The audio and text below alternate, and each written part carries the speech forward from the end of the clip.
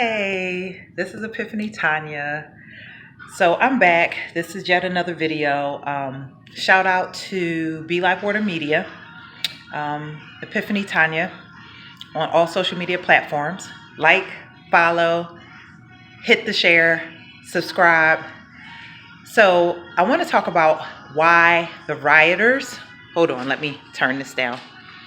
I want to talk about why the rioters and looters and protesters are actually helping Donald Trump's campaign.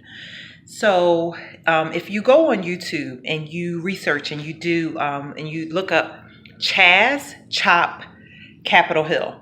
So I had no idea that this was going on in a American city, that this whole almost, it reminded me of the Occupy Wall Street that happened some years back.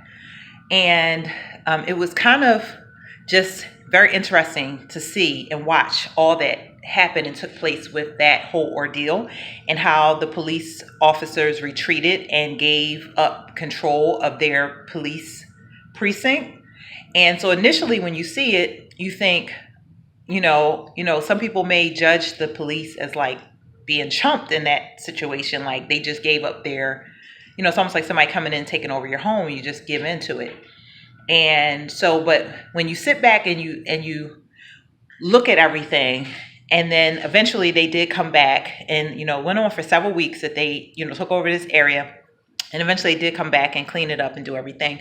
But when you see what went on, it's a little snapshot of what would happen, if the left is successful in defunding the police. It pretty much looked like a third world country. You just seen like so many people sleeping in tents, like homelessness. It just looked like they were homeless and they didn't have anywhere to go really. And so they decided to kind of take up this cause. But it was kind of good that they did that, because it gave you a chance to see what life would be like if the left wins and you totally defund the police and all these other things.